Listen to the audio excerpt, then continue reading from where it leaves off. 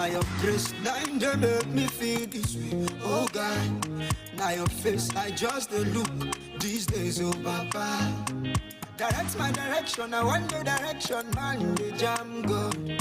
When it happen, oh now which get them they act when no God go do. Oluwa pick up my call and no flash. Baba dami low, what's it me? You don't take I dey call no be today. Oluwa pick up my call and no flash. I know my if I don't laughing stock. As far as say you go bless my hustle. Anu purun joge kuma, mouth to laugh. Go follow me thank the Lord like doya, one name doya. People some doju. Doya,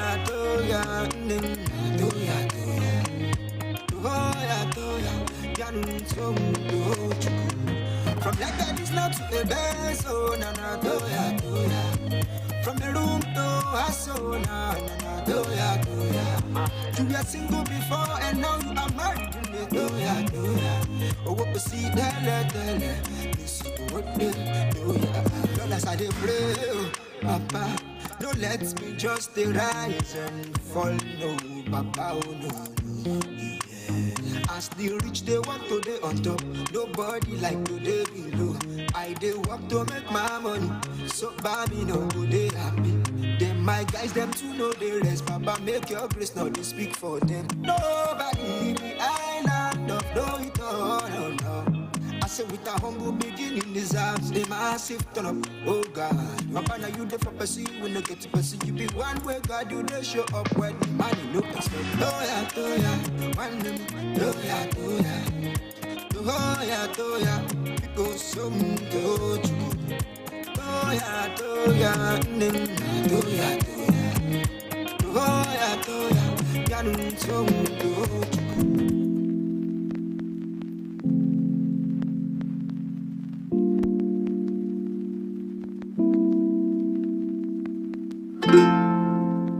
Virtually everyone aspires to become a billionaire, and the usual reason is for the lifestyle it affords. At Billionaires Resort by Cedarwood, we, beyond an architectural masterpiece, present you an opportunity to live exclusively and with nature at your beck and call. From the Dr. Jane O'Mary Nature Park to the Polo Pitch and Horse Stable, from the artificial lake to the sports arena, the ultimate resort experience is only but an eye blink away.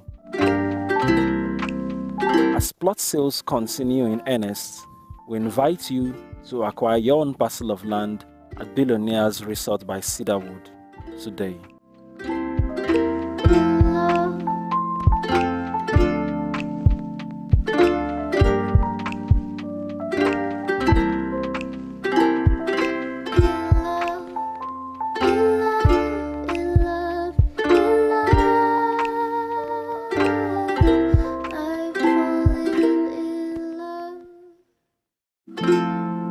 Other estate features include solar-enabled street lamps, CCTV and periodic drone surveillance, perimeter fencing, gate and gatehouse, underground drainage system, wide ring roads, avenue plantation, and more.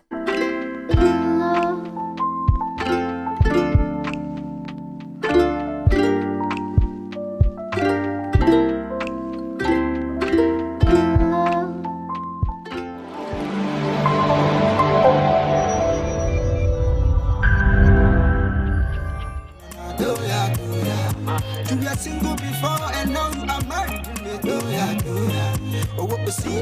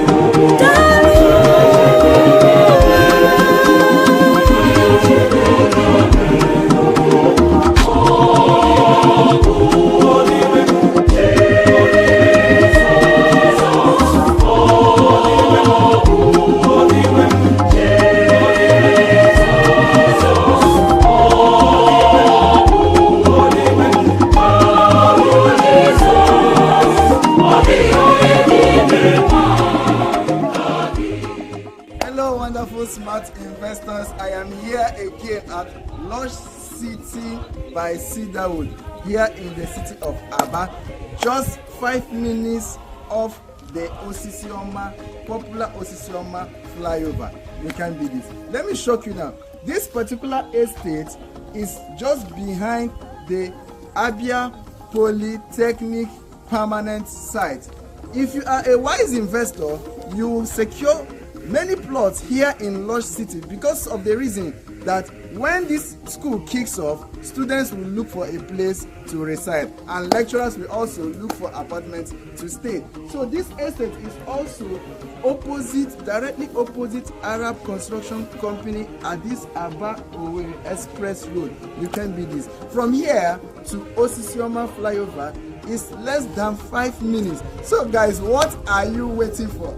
This estate is goes for just 4.5 million naira. This is a promo price, but I bet you'll be wowed because in a few weeks we are going to take this estate back to its main price, which is 6 million naira. Why not get a plot right now that is 4.5 million naira? As you can see, this is a wonderful, magnificent estate gatehouse. The property has been fenced right round already. It's 100% table dry land, and this buy and build. So as a wise investor, I will advise you rush and grab a plot right here at Lush City by Cedarwood immediately. Do you know why? Because the school is actually going to kick off very, very soon, and students are looking for places to reside. As a wise investor, secure a plot now that is still on promo. Just 4.5 million naira. A plot of 44 square meter is yours. The estate is already fenced, and this is a gatehouse, and it has been plot demarcated. We give instant allocation immediately after your payment. So guys, so what are you waiting for? Hit me now. Let's close this deal.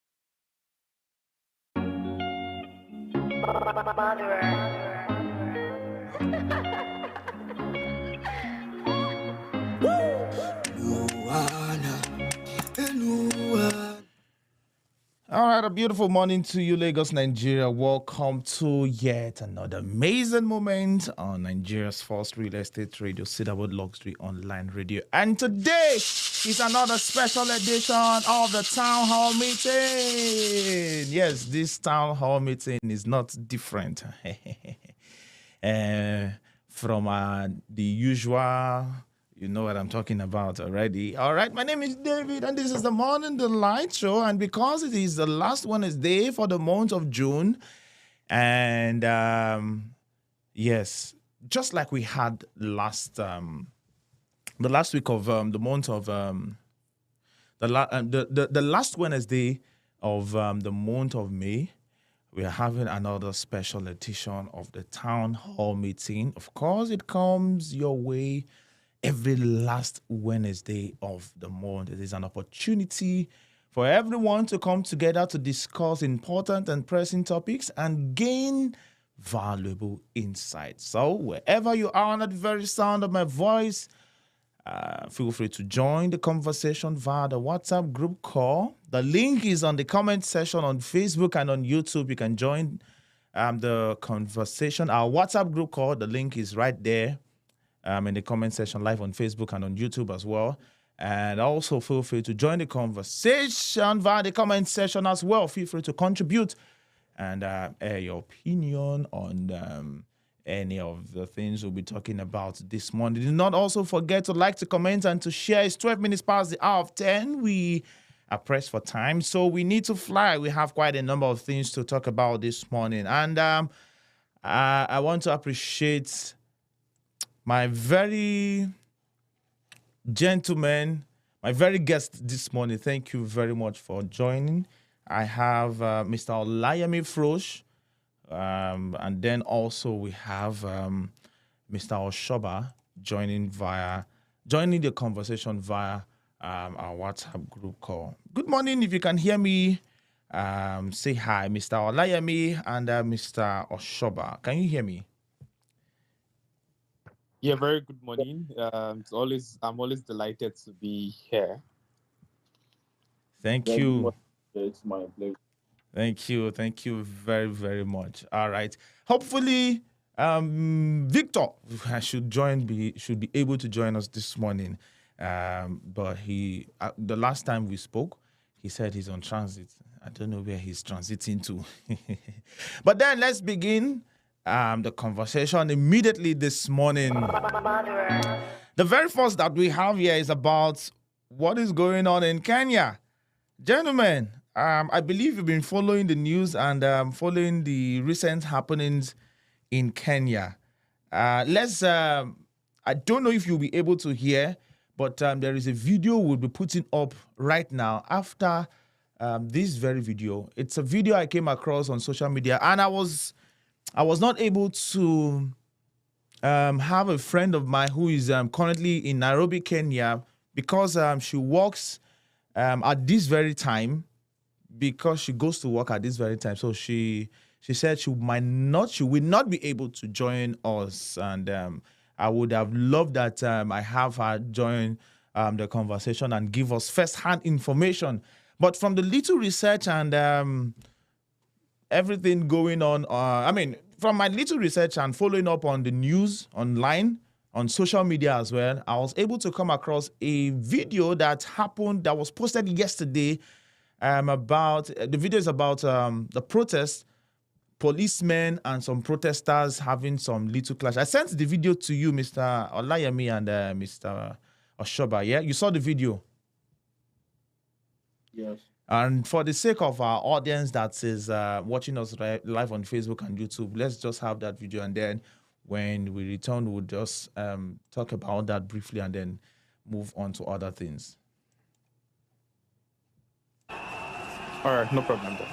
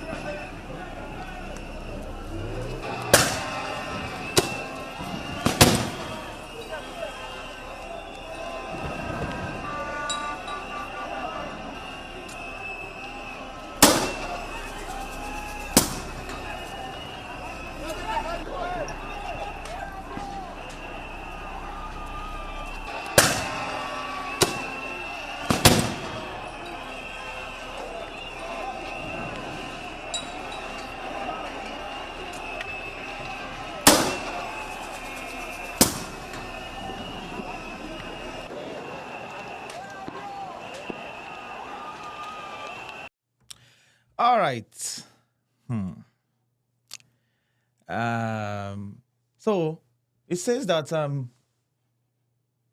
anti-tax protesters enter Kenya's parliament as parliament as clashes with police intensify, resulting in deaths. All right. So what's happening in Kenya?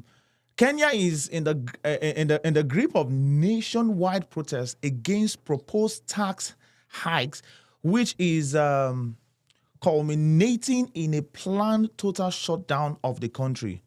The demonstrations sparked by the Finance Bill 2024 have seen citizens rally under the banner of 7 days of rage as the nation faces more days of upheaval.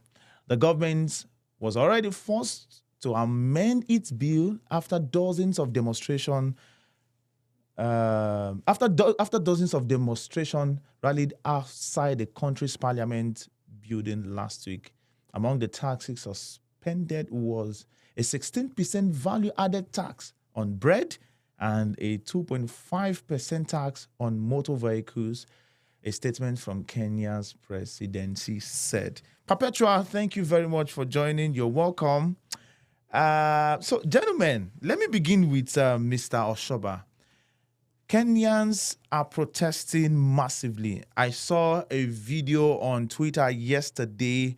Somebody comparing Kenyans. They came out in large numbers. And what the person said was, Nigerians, look at yourself. Kenyans are protesting. Let me just paraphrase. Kenyans are protesting for their rights, and we are there busy talking about Davido's wedding. And okay, let me just have your opinion before I ask the question I want to ask, because I want to liken Kenyans, what is currently going on in Kenya with what is currently going on in Nigeria. We've seen fuel subsidy, we've seen increase in so many things, we've seen NSAS protests and all that. But before we get to that part, I would love Mr. Oshoba just say something about the recent protest happenings, massive, loud activities in Kenya and its citizens. Yeah, okay. Thank you, and good morning once again. Yeah, somebody comparing what's happening in Kenya and Davido's wedding. I think that person is just right. Chase cloud on the internet. See any correlation? Yeah. That being said, I think the protest in Kenya is bound to happen because like protest is their fundamental human right, and they have every right to protest if the government policies is not favorable to them. So William Ruto, who was elected sometime in 2022, yes, and one of his key manifesto was that he was going to ameliorate the living condition of the people when he was elected. Less than 2 years after his election, now people that he claimed that he was going to make life bearable and very easy for them. He's now the one who is now trying to strangle them to death. So he proposed this 2024-2025 finance bill. It shows the kind of leaders that we have in Africa, and the kind of it shows that they do not have that sympathy or that empathy for the common man or for the citizens. You understand? Kenya, these people, you understand the harsh condition that instead of you to introduce policy that will make life easy, you are introducing them to. You are imposing more tax on them. Understand? And when these people try to protest, you are calling them an organized. You say you call them organized criminals and all of that. You go on a live broadcast to say that about your own people. When the parliament met to discuss this thing, one would have thought that the parliament, being the representative of the people, will definitely speak for the people, and they will be the common, like the last hope of the common man. Yeah, it turns out to be something because these people are just like rubber stamp. Whatever the executive says, they just want to rubber stamp it. There's a popular line that I read in one of the books when I was in school that long live the executive, rest in peace the parliament. And this is what we're talking about, because whatever the executive says, because there's some kind of power play in the executive legislative relationship, the parliament tends to understand everything. They don't even care. They don't care about the people, because one would have thought that, okay, you are supposed to represent the people. The people said they don't want this kind of policy. They said this policy is not favorable to them. We have different people that represented different constituency in that parliament. They Yes. could have gone there to discuss that, okay, we don't want this because our people do not. But it is shocking that if after the whole parliament meeting, they actually ratify the new bill and all of that. So it shows that these people do not care. They do not care about the people. They do not care about the plight of the people. It's sad that it has generated into something very chaotic. And according to CNN, about 5 people have been shot dead and 31 injured. I think that number has increased to 10. Imagine, yeah. As at the last time I heard, that was what I heard. So imagine that people dying in these protests are supposed to be peaceful. We do not want the kind of this policy. It is not favorable to us. I think the smart government, the sensible government will listen to the people and try to adjust it. Even if they are not going to. And one thing about people is that people do not actually really care about taxations. Understand? But if you are taxing value of our tax, you are taxing us. You are taxing us, taxing everything that you are even taxing something as little as bread, as sugar. You understand? You are taxing all of these things, but people are not seeing the effect. They are not seeing the impact of all these tax in their life.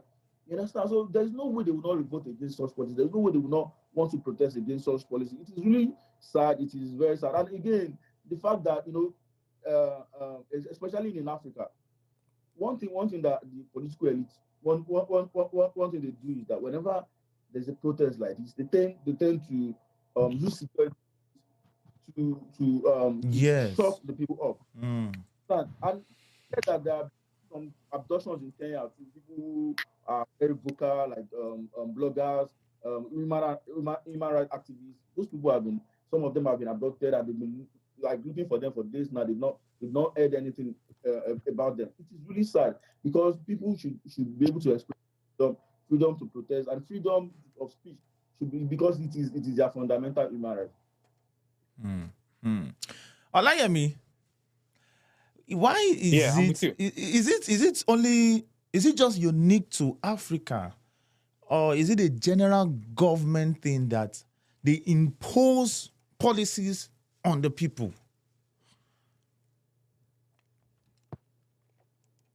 Okay. So using this Kenya situation as context here for this conversation,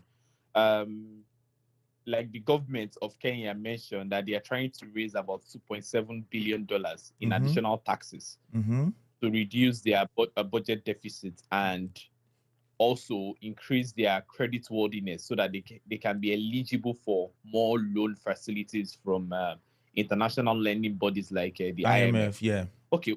Yeah. Good. Already, economically across Kenya, the living costs is already choky to average citizens of Kenya. So if you're trying to increase the nation's credit worthiness, and you're trying to raise about $2.7 billion in additional taxes. Yes. The best thing for you to do is, within the government, drastically cut the spending budget first. So when you drastically cut the spending budget within the government, your people have seen that you have made the first sacrificial step. You understand? Towards raising the internally generated revenue of the country. Yes. Sacrifice comes first from the leaders. You don't shove austerity measures to the citizens directly, and you on the other side, you're living large. You understand? They are not dumb. They see they see how you live, they see how you spend, they see how you roll. Yet they should be making these sacrifices. Already they are struggling. So that was, I think, that's actually gingered them to come out en masse to protest against the new tax policy because it is in no way favorable to the average Kenyan. It's as simple as that. So, what the government should do already, I think what the president has done is that they try to reduce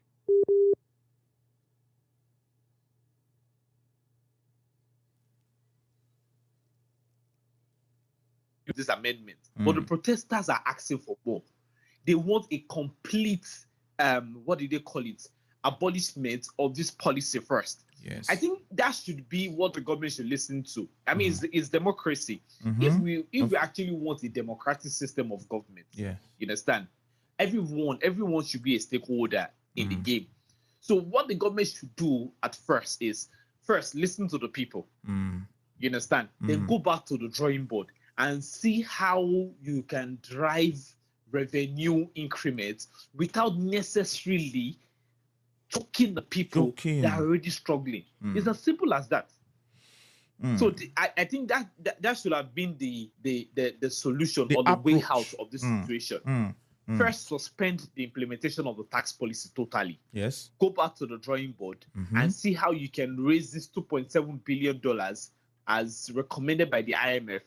That should be your IGR without affecting the lives of your people, without affecting or increasing the cost of living of the average citizen. It's as simple as that.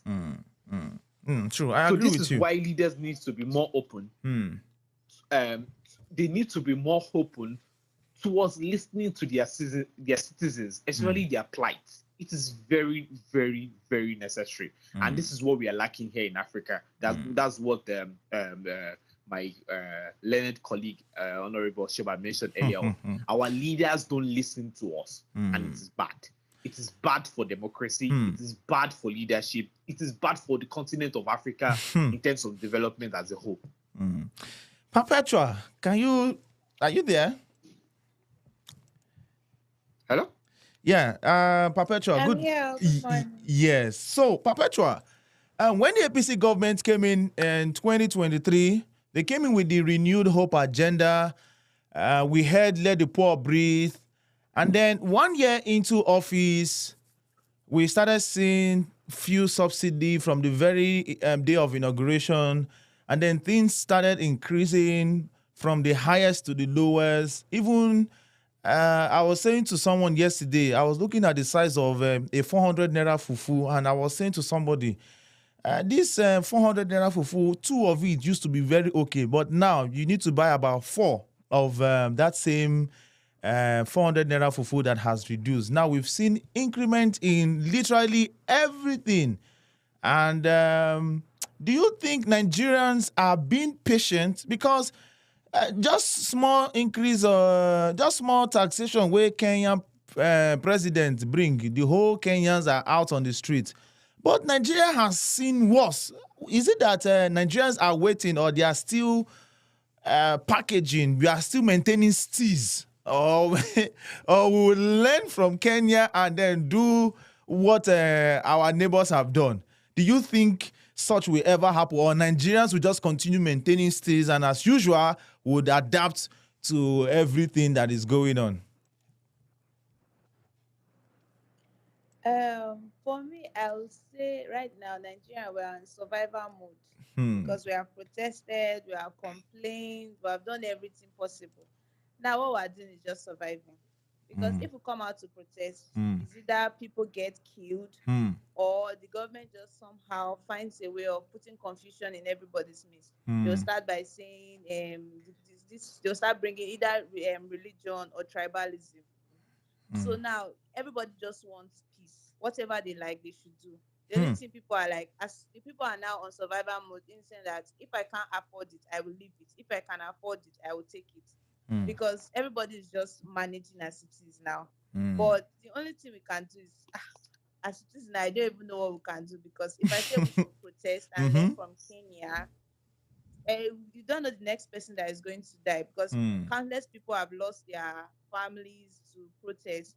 Nobody is going to come out again because they don't want that kind of loss. Some people are even still recovering from NSAS laws. Hmm. So I won't say we should. I'll just say we should kind of maybe do what we can by the grace of God. Maybe something change will come by hopefully. Let's say that. That's what I have to say for now. Mr. Oshoba, do you think the reason why Nigerians are still maintaining steals is lessons learned from the NSAS protest, which happened about 2, 3, 4 years ago for the good of not just the Nigerian police, but also the cost of living in general? Have we learned from NSAS protests and hence the reason why everybody is maintaining steals?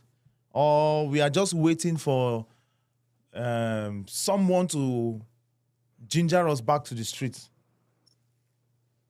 Yeah, one thing I always tell people is that a protest that will lead to change, a revolution, so to speak, is not something that is always planned. It is never planned. It's something that will happen naturally. So people still maintaining their quiet or their peace, even in the sight of the whole issues that are going on in the country at the moment, does not mean that maybe we are scared of protest because of the last protest. Definitely to get to that point that if the political elites keep taking us for granted, people will get fed up one day. They will take to the street. It is normal. It's just normal. It just happen naturally. You understand? It's not as if people are scared, or they are scared of what happened during the NSAS. We've seen wars before the NSAS, and definitely another protest like that will still happen in the country. That is who the president. All right, let's quickly move on to the very next on our table this morning. Trump and Biden to battle it out in first presidential debate. This will be happening tomorrow, Thursday. By the special grace of God, I'll check my schedule and see if I'll be able to attend that debate live and direct. But quickly, for the sake of our audience, we'll put up a video concerning this. I think it's a 2 or 3 minutes video. It will be playing now live on Facebook and on YouTube.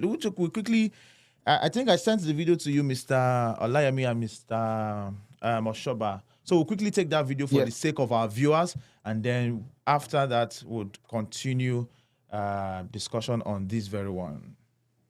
And staying in the United States, the first of 2 much-anticipated presidential debates takes place in a matter of days. When Joe Biden and Donald Trump face off on Thursday, June 27th, it will be the first time in American history a presidential debate will feature a sitting and a former president. Joe Biden and Donald Trump spent the weekend sharpening their arguments for the debate, though in very different ways. President Biden and his team huddled in Camp David as they practiced mock debates and counter-question strategies. The Democrats' personal lawyers and advisors served as stand-ins for the mercurial ex-president. On the other hand, however, Donald Trump spent his time on the campaign trail where he verbally attacked the commander-in-chief. How should I handle him? Should I be tough and nasty? Or should I be, she say, no, should I be tough and nasty and just say you're the worst president in history? Or should I be nice and calm and let him speak? Who likes Crooked Joe the best?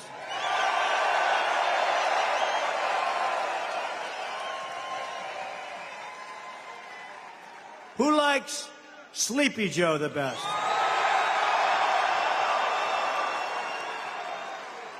Crooked Joe? Sleepy Joe? Whoa! You know, that's the first time that Sleepy Joe has ever beaten Crooked Joe. It's the first. Now, President Biden and Donald Trump will face each other in a rematch of 2020. However, unlike last time, the rules and regulations have been adjusted for the 2024 election.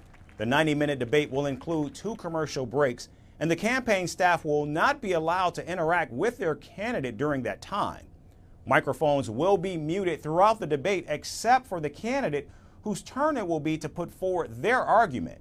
No props or any pre-written notes will be allowed on stage. And one of the most striking departures from previous debates will be the absence of a studio audience. Now, presidential debates have long been criticized on substantive and stylistic grounds, yet remain a major part of the campaign season. On Thursday, millions of Americans will be watching the verbal standoff between President Biden and Donald Trump as the polls are now beginning to show clear signs that Trump's hush money conviction are in fact impacting his standing in the race.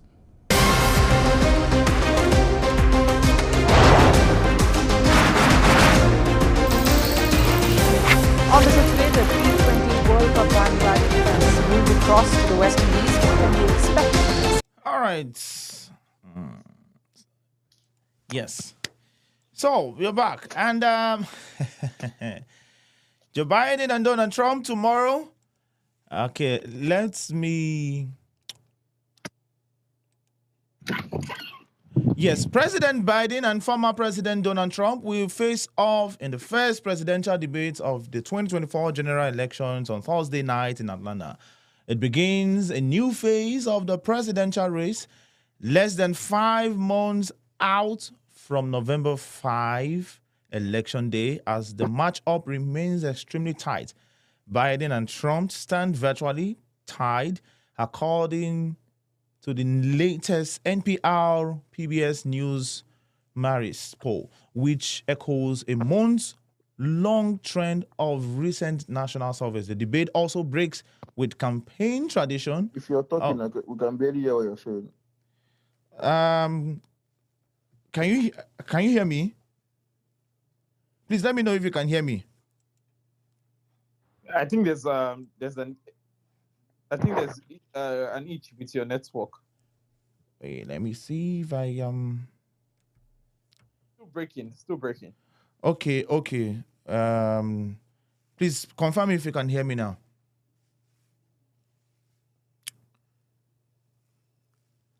All right, can you hear me?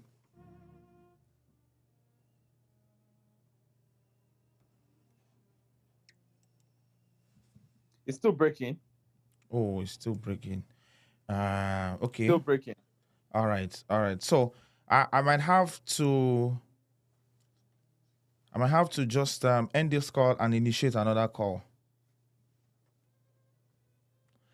All right. So while I do that, let me just quickly conclude on this.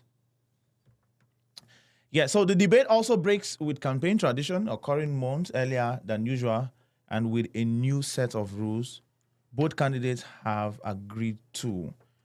Let me see.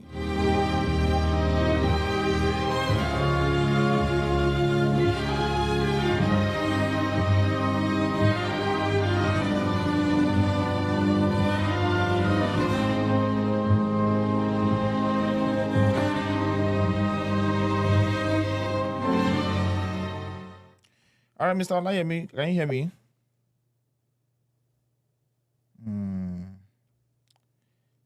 Let's see. Okay, network can just be very funny sometimes. All right. So yes, terms and conditions have been applied for the debate, and then both candidates have agreed to them, including no live audience in the studio. It's also the first debate either candidate has participated in the campaign season. Biden largely ran unopposed, and Trump notably skipped the GOP primary debates. All right, that's it. Yes, Mr. Olayemi, can you hear me now?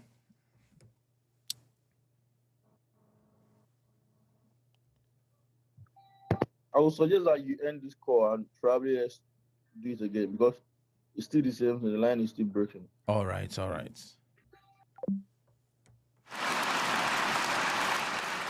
All right, let's quickly take a quick break, and then when we return, we'll continue. And let's continue. Let me just quickly sort out this network thing. Yeah.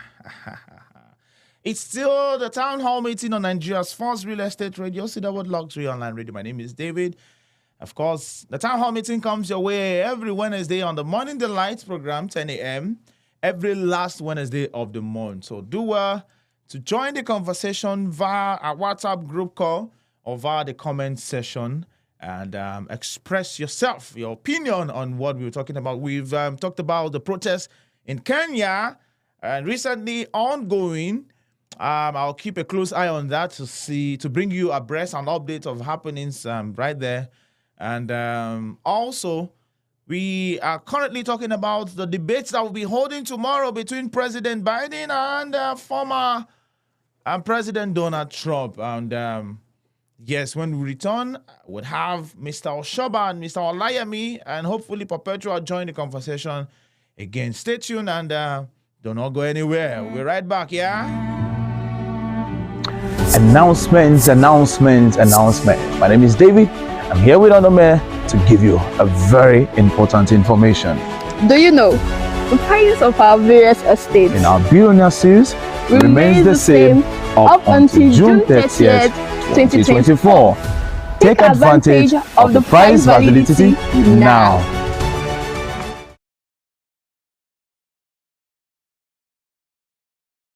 Time check. 8:44 p.m. Nigerian time.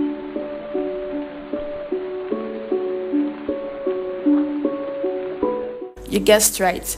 This is Billionaire City by Cedarwood, Amashai Quarters, Obanam. And we are glad to announce to you that our solar-enabled lamps now keep the estate lit at night. It is a fulfillment of one of our many promises to you to deliver the first tech-themed estate in the city of Asaba. Other development stages include water supply, completion of perimeter fencing, gatehouse, estate office, sport complex and variety block, housing the tech hub and co-work space, fitness center and spa, as well as grocery store. Before plots start selling at 25 million naira per 464 square meter, we invite you to subscribe today.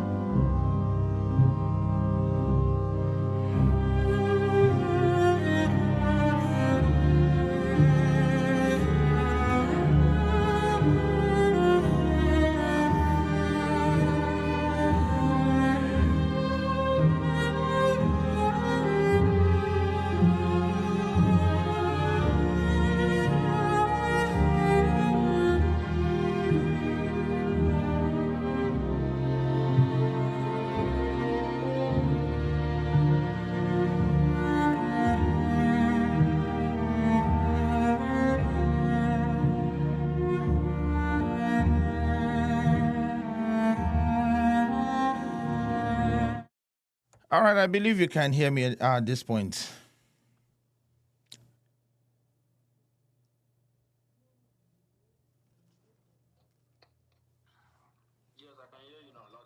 Okay. Let me connect.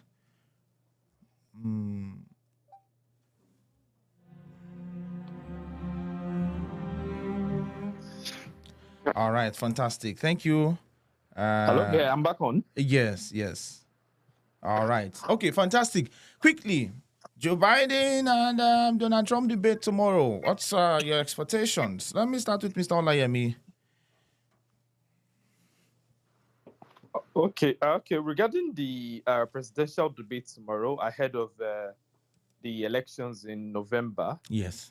So I think recently there've been controversy regarding Biden's physical fitness to continue to occupy the office in his as of today, I think he's 81. So for him to run for additional 4 years, it will be completing his term at the age of 85. Already, I think he's the oldest person to occupy the position of president. So that would have to prove to the electorate that he's still physically and mentally able to occupy the position of president. While Trump, on the other hand, I think Trump still wants to continue with this anti-immigrant sentiment, which appeals to a large section of let me just say a section of Americans. So which are still buying his anti-immigrant policy. They're still buying that anti-immigrant policy. So it should be very interesting. I mean, it's the first debate out of the first two debates that they would be participating. So it should be very interesting tomorrow. I think Biden to also have to roll out his plan regarding the economic and also foreign wars, as well as his own policy too on immigration and democracy. So these are the things that should be talking points during the debate tomorrow. Mr. Oshoba, I saw the video I played. Donald Trump was, speaking to his audience and saying, "Should I be harsh? Should I, was trying to give them different strategies that the audience should suggest that he will use to, defeat Biden. I mean, on that very, very day of debate.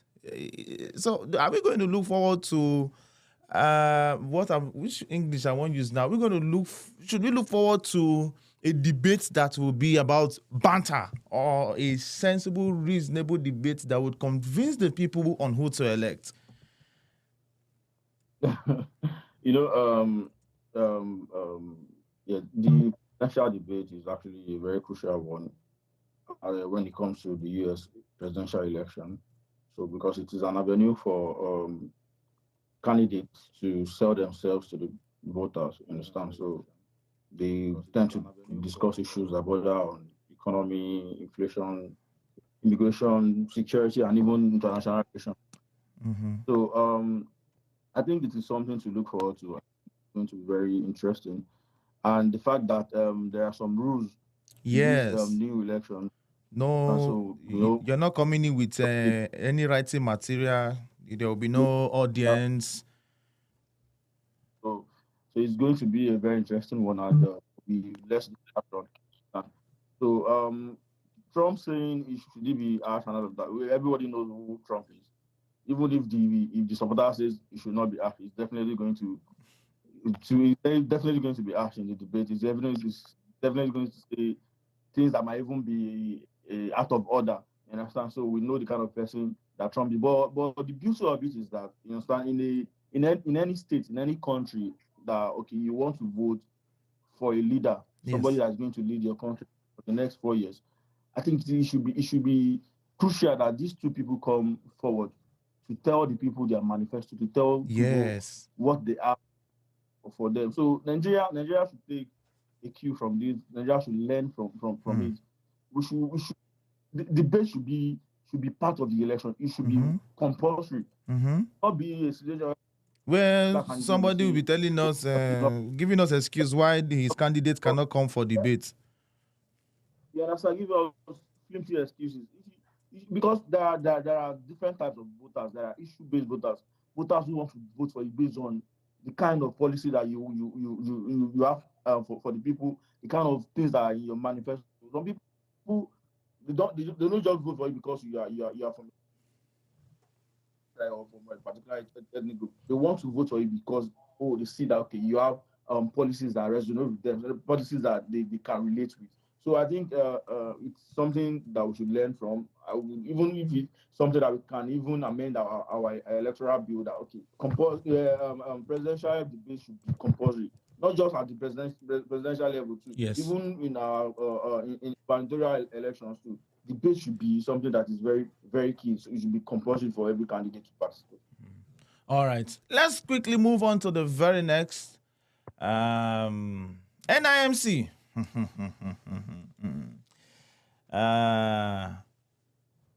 We'll take a quick video on that very one, and then when we return, we'll talk about that. So there is a news flying on social media and also literally everywhere. I had a conversation earlier before this program, before the show began, and some of my colleagues, someone said, this have been happening for a long time. And I just be saying, monkey go, how they take the talk every day for the thief, one day for the owner. It's just that this is a period where, technology and so many things are now beginning to expose something. So, yeah, if you have an NIMC, NIN card in Nigeria, just know you are under danger. Let's take this video quickly, and then we'll be right back. Important conversations that we need to have. Now we're talking about something else that's quite interesting. Paradigm Initiative has exposed unauthorized websites selling sensitive personal and financial data of Nigerian citizens for as little as 100 naira. This serious breach of privacy and data protection laws pose substantial risks to individuals and the national economy. Now, on the 16th of March 2024, an investigative report by FIJ.ng revealed that expressverify.com.ng was selling personal data of Nigerian citizens. Despite the swift takedown of the site, Paradigm Initiative seeks legal redress on behalf of Nigerian citizens. Now, in its response to this revelation, the National Identity Management Commission, NIMC, has denied the allegations of a data breach. This morning, we're joined by the Executive Director of Paradigm Initiative, Benga Chesson. Good morning, and thanks for joining us. Thank you for having me. We probably would, start with the response by the NIMC, so at least we have some clarity on what we're talking about here. Yes. They have put out a statement. They said that there was no data breach, and of course, steps are being taken to also put things in order. So let's get your response, first of all, for that.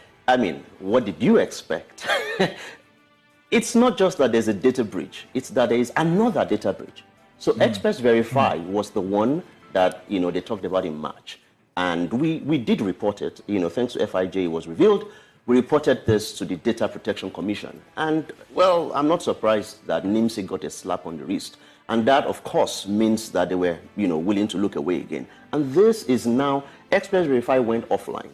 And now this is anyverify.com.ng. And guess what? That's not the only one. AnyVerify is now offline again because there's noise about it. But there are many more. In fact, in that press statement, NIMC itself tied its own hands by saying, we know there are many websites.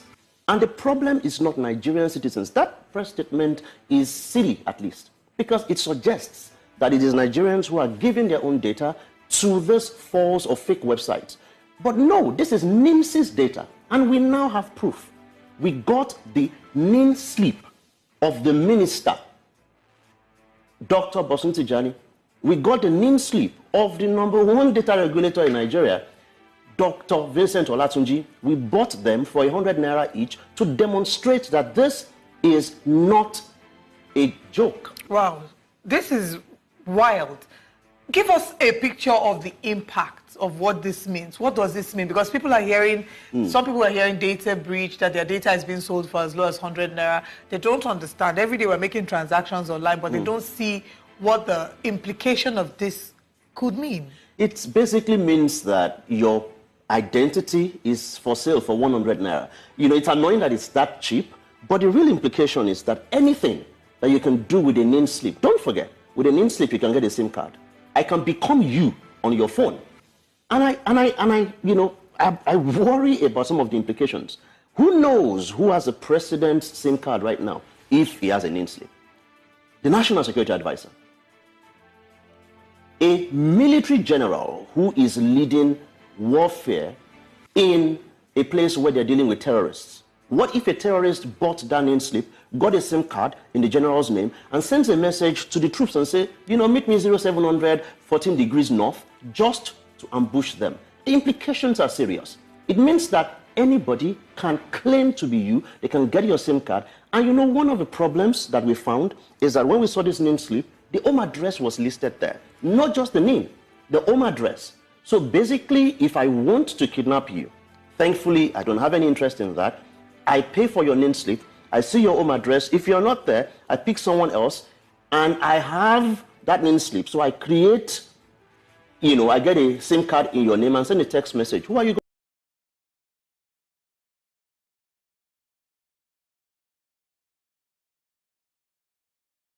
going to be looking for? You're going to be looking for yourself. Yeah. Wow. Let's understand clearly here. What you're saying is that you found out that the NIMC's website itself has been breached. It's not even the website. To be honest, I don't care much about the NIMC website, but the national database, your data, my data, biometric information, home address, personally identifiable information.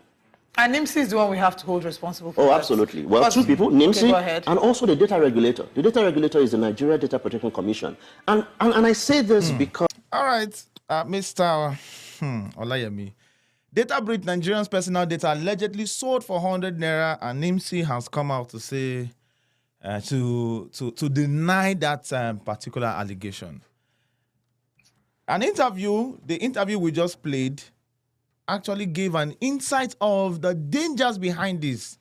Any and everybody can be impersonated.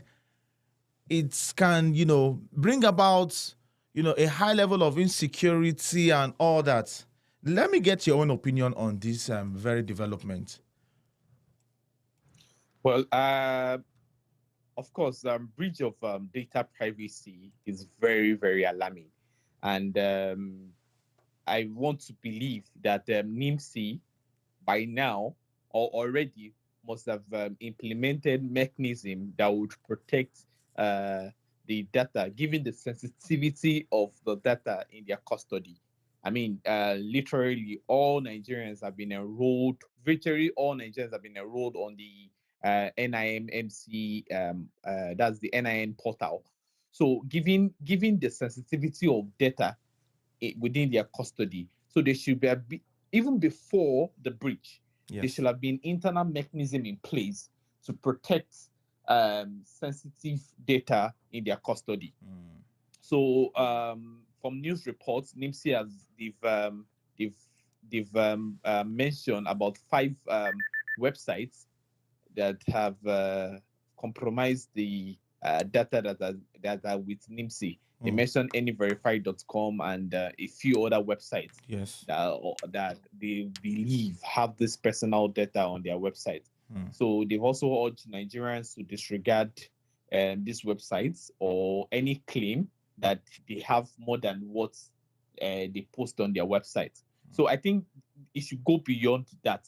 So we have, I know that we have data protection laws or policies in place for issues like this. So like I mentioned, NIMC as an institution should improve on their data protection mechanism internally so that we don't have an occurrence of this.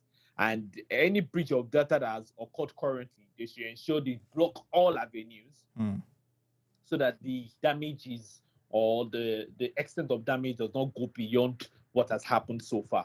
So that should be addressed immediately. It should also, I feel that this breach of data should be a concern for national security. It's as sensitive and as also as alarming as that. This is a breach of national security, and I believe that the Office of the National Security Advice.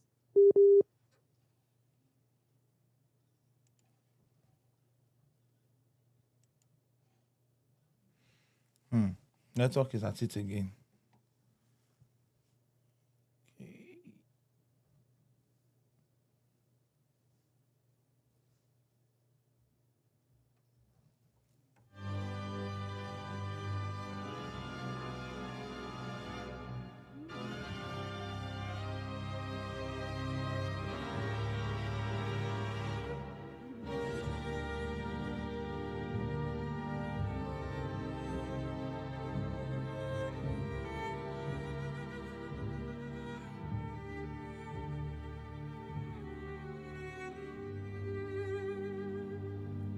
Yes, can you hear me?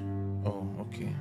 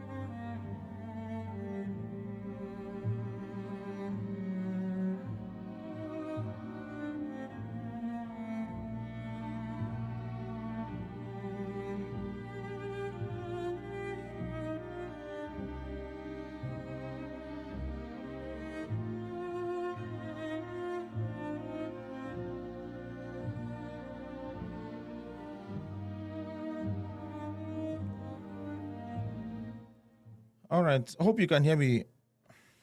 I don't know, for some reason, Yes.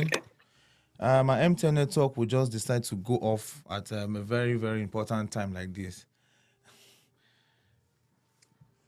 So, yes. Yeah, I can hear you loud and clear. Very good. Very good. All right. Mr. Oshoba, let me come to you quickly. What's your take on this very NIMSI, let me use the word palaver. It is actually very, very sad and scary at the same time that yes, our data as a citizen in Nigeria is not even safe.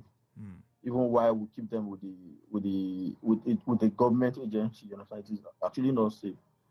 And like you mentioned, that somebody said it is not the first time. Obviously, it is not the first time. There have been cases like that. And I remember sometime in June, I think I read somewhere where NDPC was saying they were investigating some companies like Zenith, Lead Insurance, and the like. That same year, they were investigating OP, Meta, and Dacia for alleged. Yes. We didn't get to hear anything outside. I mean, after that, we just heard that they were investigating. We didn't know if they were found guilty or not, but that's just by the way.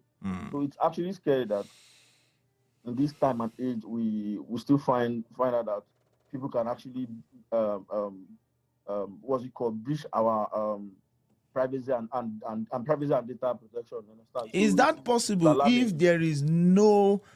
I mean, I can't just come into your house if you didn't allow me to come in. Or aside from the fact that I'm not that protective, or there is a way somebody can break into my house, but I can also allow somebody to come into my house because it is my responsibility to protect my house from anybody, breaking in. So why would NIMSI not be able to protect whatever or wherever they store data, people's data and all that? Because, I mean, as Nigerians now, I'm just looking at it from the angle of there is something fishy here. Somebody must have allowed access. Even with high security, there is somebody that would, as they take the talk, and there is an insider that has given you access on how to barricade or break or breach or break the security, whatever. Now, person where they termites where they inside stick, now they chop the stick.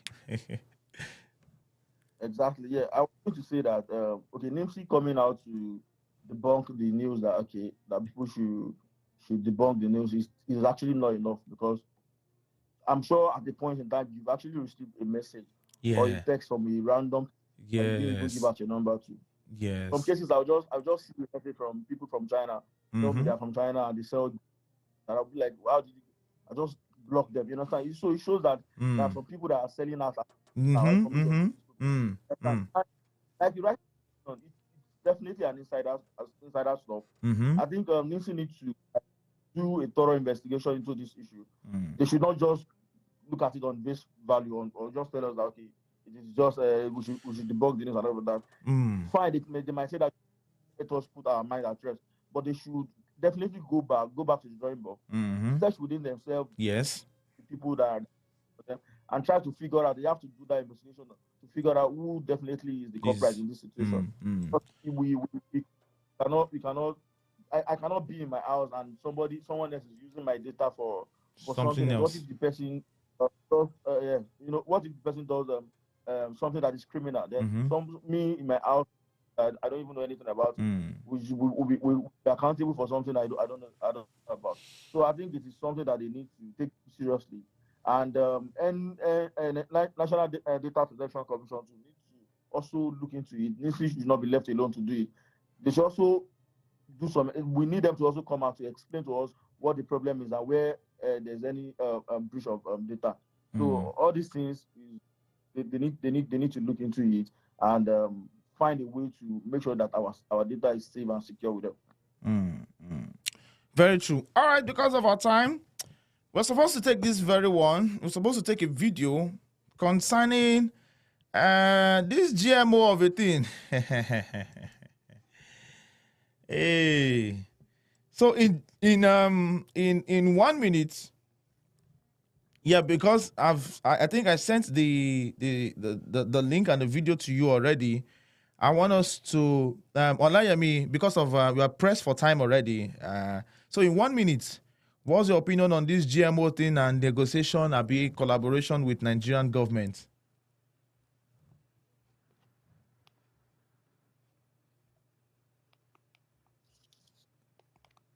Olayemi, are you there?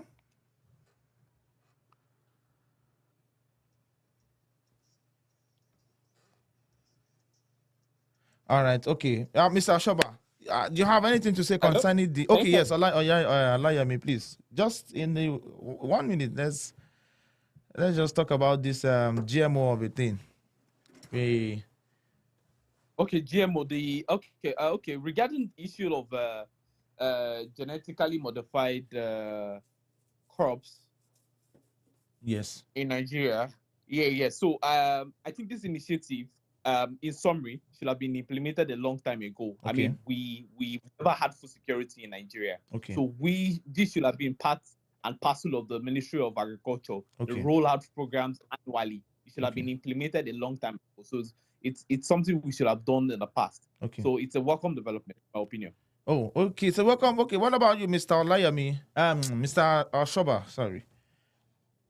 Yeah, I also want to toe the line of Mr. Olayemi. Okay. I think it's actually a welcome development, but the only but here is that is it safe? We should actually take our time to do our research on that to know if it's safe and if it is safe for consumption and all of that. So aside from that, it is safe welcome development and it is something that we should embrace. Okay.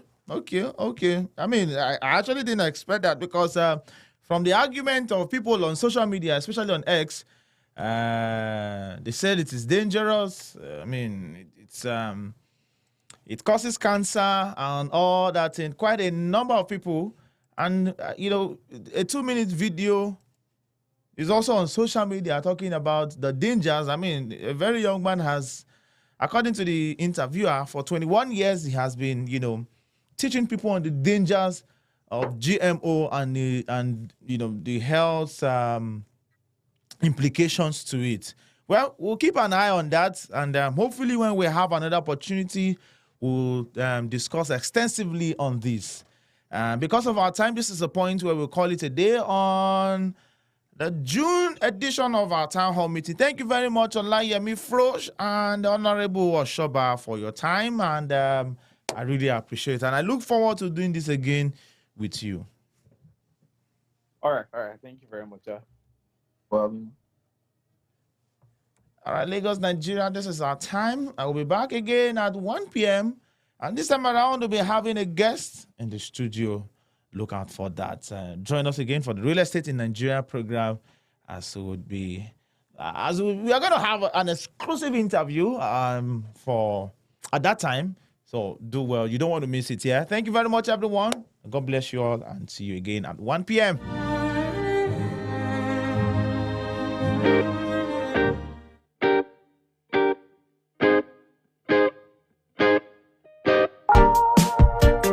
Welcome to Billionaire City by Cedarwood, the most futuristic community in the city of Asaba.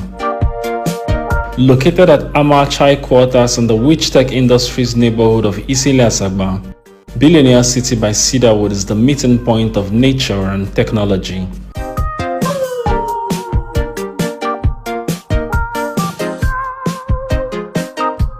From an automated gate to QR code visitor access, CCTV cameras and other security installations, you are assured of security whilst enjoying all the amazingness that is Billionaire City by Cedarwood.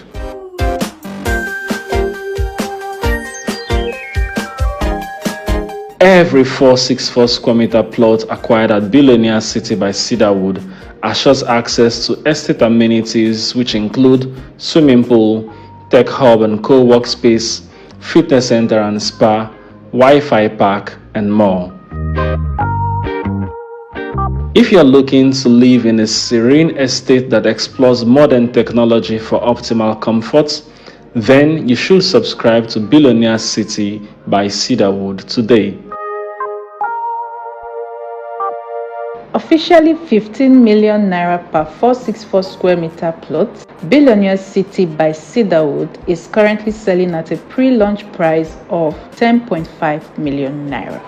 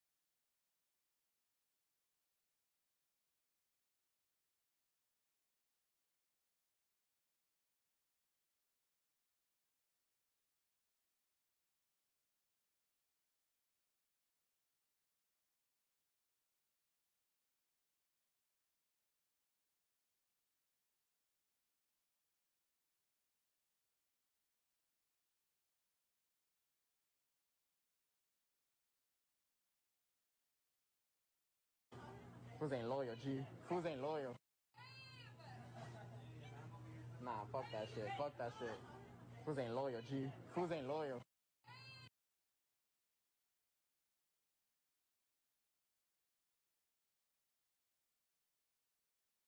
You know I care, but it's so cold and I don't know where.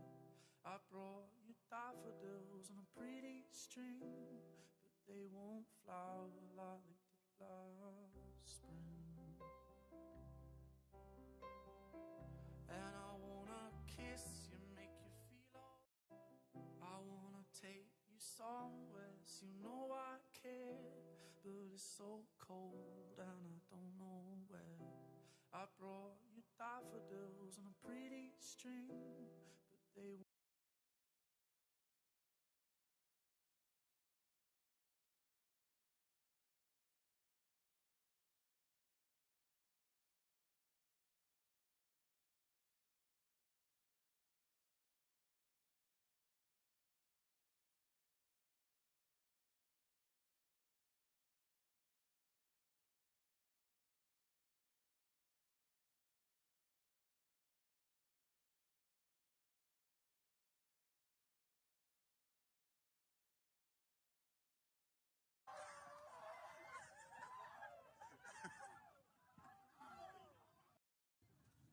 Come on, Anna. Come on, Anna.